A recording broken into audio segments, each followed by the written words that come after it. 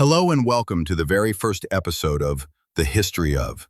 In this series, we'll be exploring the fascinating origins and evolution of everyday things we often take for granted.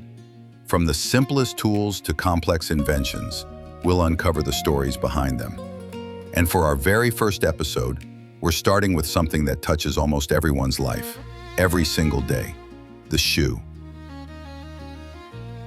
The story of the shoe begins tens of thousands of years ago.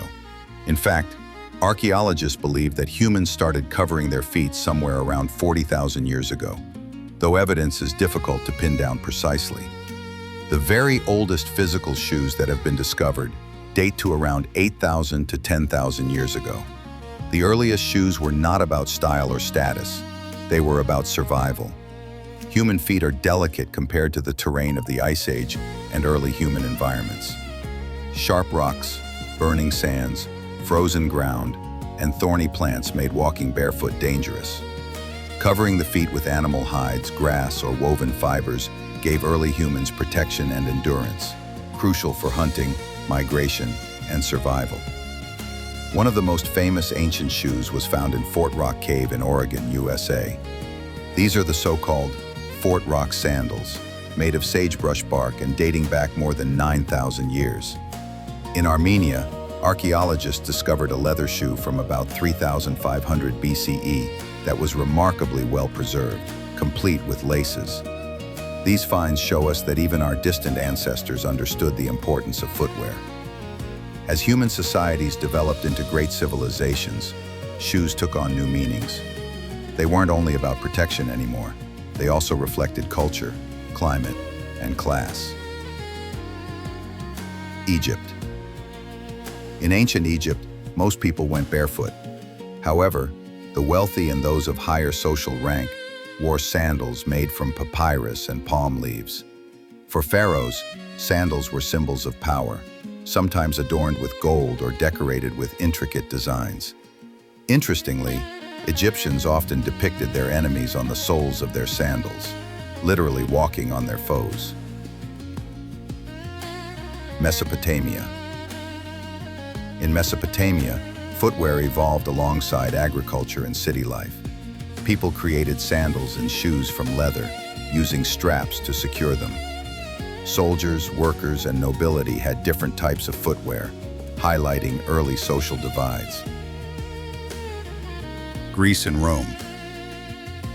The Greeks and Romans elevated shoes to a whole new cultural level.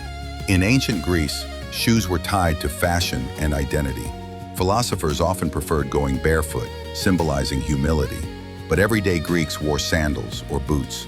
Rome, however, brought standardization and status. Roman citizens wore shoes called calci, while soldiers wore the iconic caligae, sturdy hobnailed boots designed for long marches across Europe and beyond. The type and color of footwear often indicated a person's social class or political position. For example, senators wore special shoes dyed in specific colors. So already by this point, the shoe wasn't just functional, it carried symbolic weight. The Middle Ages, practicality and prestige. Moving into the medieval period, shoes changed dramatically in Europe.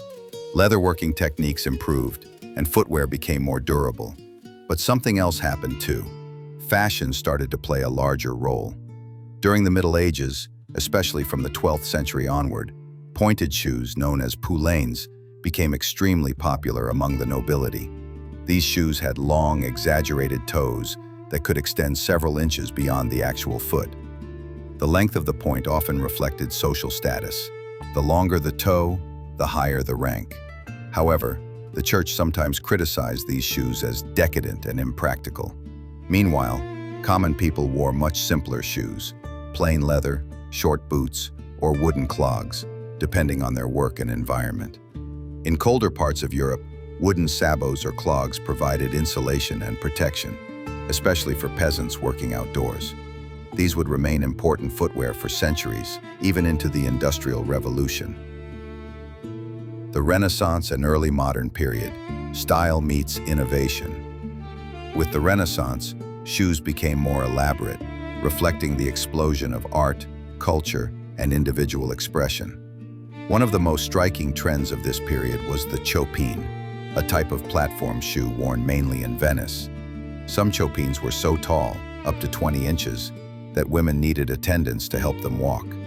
They were symbols of wealth and fashion, as only the rich could afford such impractical footwear. At the same time, shoemaking became more specialized. By the 16th century, shoemakers were organized into guilds across Europe, marking the rise of shoemaking as a respected craft. In Spain, slashed shoes were fashionable, designed with decorative openings that revealed colorful fabric underneath. In England and France, court shoes often featured luxurious materials like silk and velvet. This was also the period when heels began to appear. Heels were first popularized in the late 16th century and were worn by both men and women. In fact, men often wore higher heels than women, symbols of status, masculinity, and nobility. The 17th and 18th centuries, power, class, and fashion. By the 17th century, shoes had become firmly tied to social identity. Kings and aristocrats influenced shoe trends across Europe. One of the most famous examples is King Louis XIV of France, also known as the Sun King.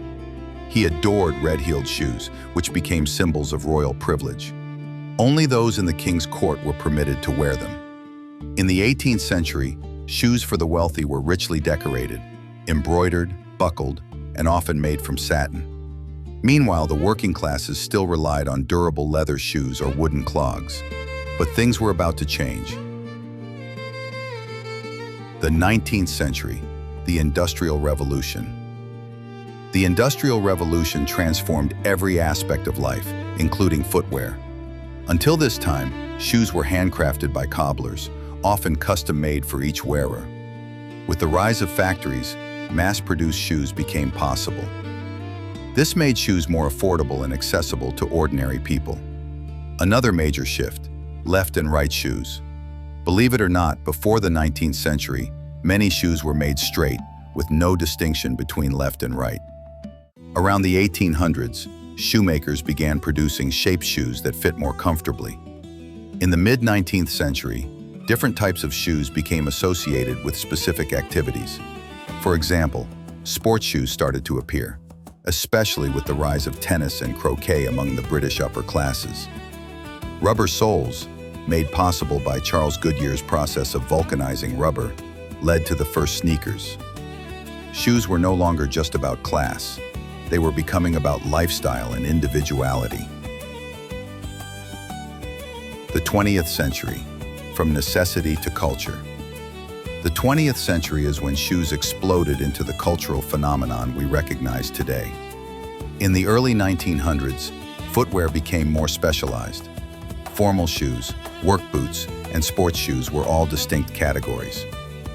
Women's shoes often emphasized elegance, with high heels becoming widespread. Men's shoes focused on durability and practicality.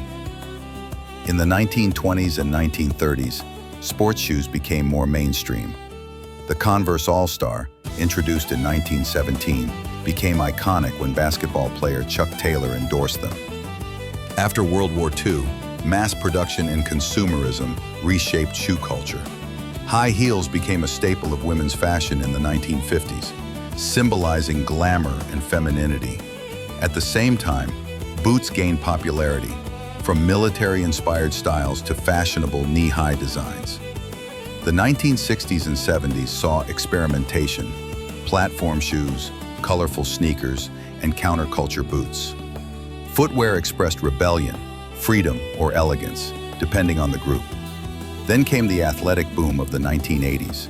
Brands like Nike, Adidas, and Reebok revolutionized footwear marketing, tying shoes to celebrity athletes and pop culture icons. The release of Nike Air Jordans in 1985 changed sneaker culture forever. Shoes were no longer just clothing. They were collectibles, status symbols, even investments. The 21st century, technology, fashion, and identity.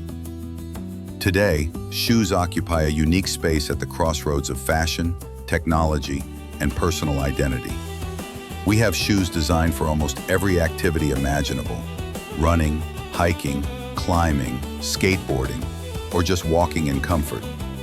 Technology has brought us memory foam insoles, air cushions, and lightweight synthetic materials.